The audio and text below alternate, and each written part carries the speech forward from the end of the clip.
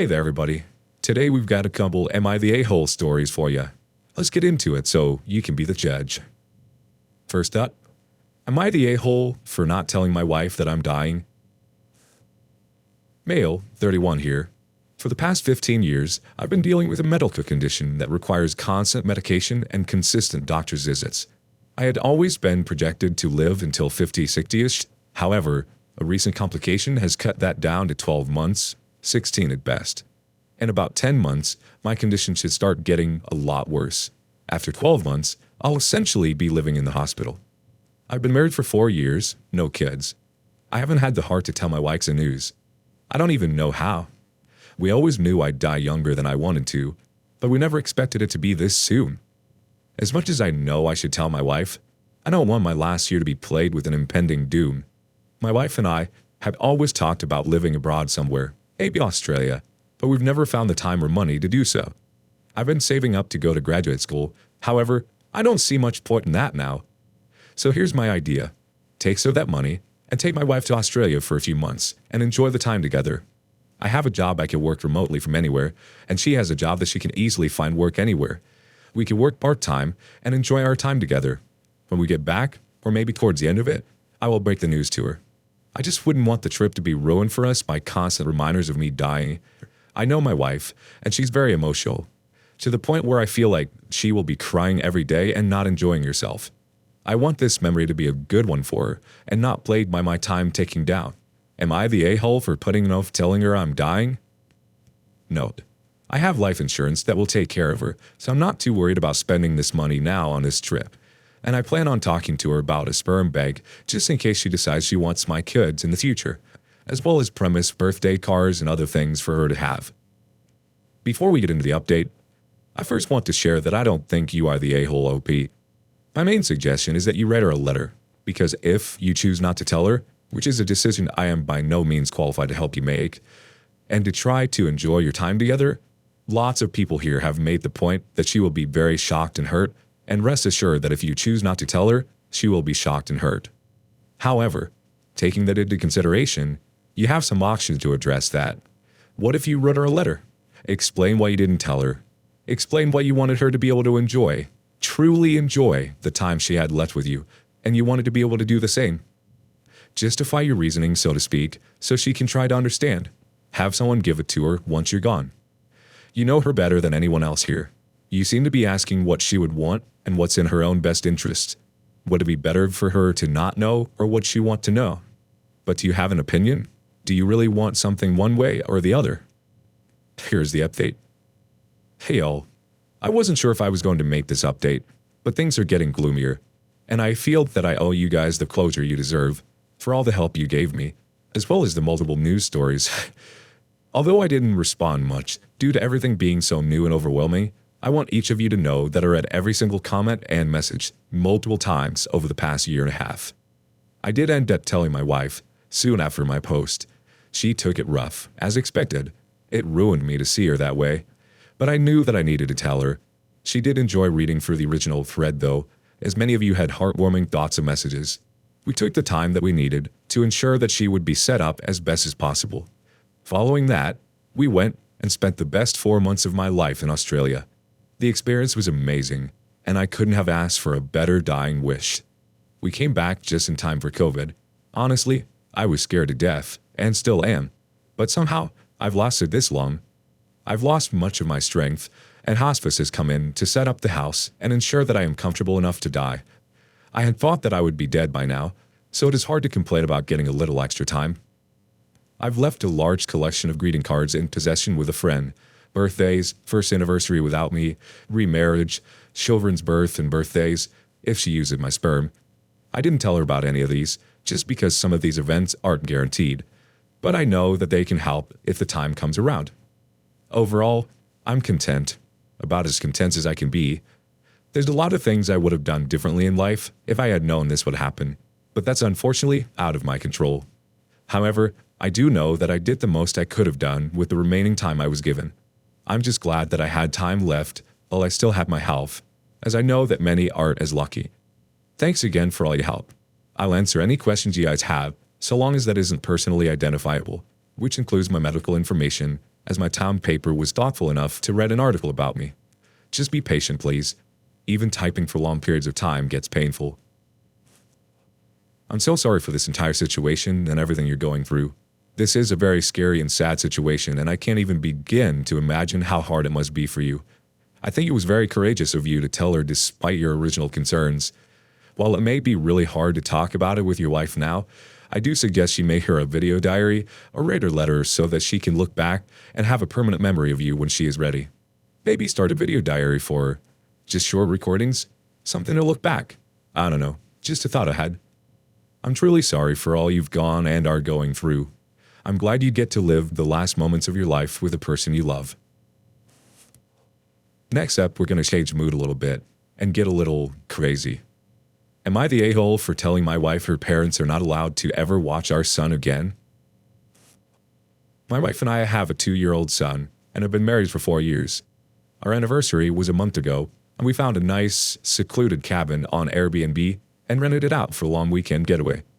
My wife asked her parents if they would be willing to watch our son, and they agreed as long as we dropped him off at their house. That worked for us since it was on our way anyway. I was raised Lutheran and my wife was raised Catholic, but neither of us currently go to church, and I have not had our son baptized. My mother-in-law knows this and hates it. She thinks our son needs to be baptized or he will burn in hell. She's that kind of Catholic.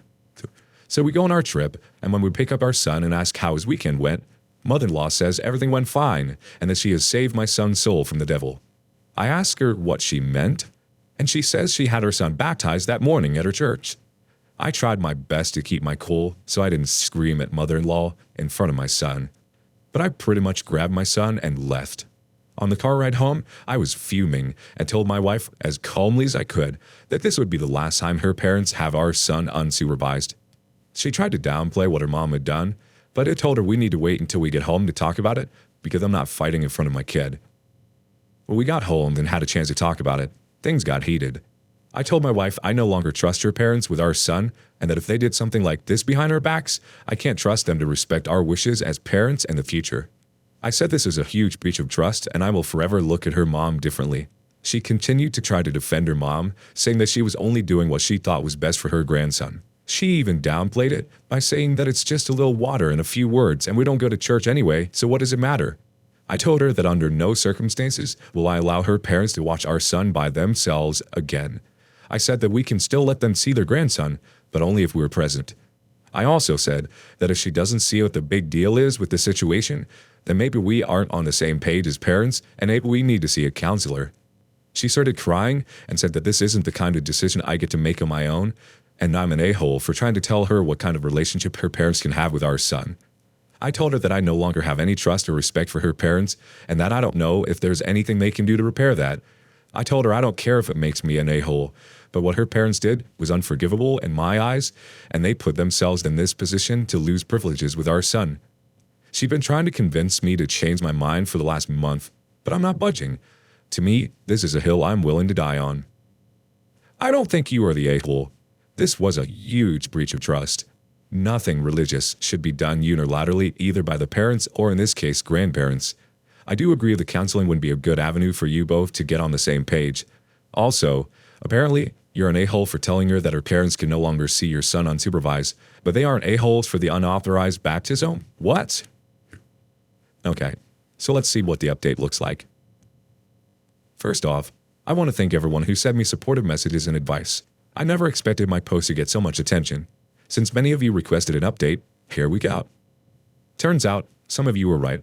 My wife was in on it. I confronted her a couple days after I posted and directly asked her if she knew that her parents planned this. She broke down and confessed everything to me. Mother-in-law had been pestering her about baptizing our son nonstop, and my wife finally caved. My wife has been working from home during COVID while my job requires me to go into the office. My wife and mother-in-law started doing Zoom meetings with mother-in-law's priest to start the baptism process. They lied to the priest and told him that I was okay with baptizing our son, but didn't want to be involved. The priest allowed it, and they started doing online baptism classes while I was at work. My wife admitted that she'd planned it around our anniversary getaway, and that mother-in-law had somehow convinced the priest that her and father-in-law would be the only ones in attendance. My wife told me that I wasn't supposed to find out, but mother-in-law couldn't keep her mouth shut for even one day about it. Their intention was to keep this from me permanently. I did contact the church to let them know the truth. I talked with the priest, and he was surprisingly helpful. He said he would take the proper steps to make sure mother-in-law is no longer welcome in their church, and to reach out to the local parish to see what further steps need to be taken. I had yet to hear back from them on that. My wife and mother-in-law are mad that I got her kicked out of her church, but I don't care what they think or feel anymore. These people who I love and trust have betrayed me, and I felt the range of emotions I didn't know existed. My wife begged for forgiveness, but the fact that she didn't come clean on her own makes me feel she would have kept this from me unless I confronted her. She's willing to do therapy, counseling, whatever it takes. I don't know if I want to put in the work. I feel like there's no coming back from this. I contacted a divorce lawyer and started discussing what a divorce would look like and if there's any way I can add provisions to a divorce agreement that would keep my in-laws from seeing my son unsupervised. He's been very helpful, but I have not given him the go-ahead to actually file for a divorce yet. I feel I'm still too angry about the entire thing to think rationally and want to give myself time to fully grasp what a divorce will mean for me and my family. My wife and I aren't talking much. I pretty much go to work, come home to play with my son, go to bed, and repeat. I don't know what the future is going to bring, but I do know that without the support and help from people here, I don't think I would have had the clarity I do now. I'm so sorry that your wife betrayed you. It's really inexcusable at this level of deception. I hope that in time, you heal and forgive for your son's sake, whether that be for good co-parenting or staying married. I don't know your wife's childhood circumstances, but they don't sound great with a mother like that. It could be possible that your wife is in a fog, fear, obligation, and guilt cycle with her mother or her parents. We're still responsible for our actions, but when in this cycle, it's hard not to choose to keep the peace or not to rock the boat. You're probably her safety net, and she chose to betray you so that she could appease her abuser, manipulator, whatever you want to call her. She probably figured if you never found out, no harm is done, and for a short while, that fog is gone until the next time. Again, inexcusable, but if any of this rings true, your wife needs help. It's so hard to break these cycles, and it won't be healthy for your son to be around it in any capacity, supervised or not. I can also be way off base and projecting, and if so, please ignore. Wishing you the best, and I hope you find happiness and peace, whatever your decision ends up being.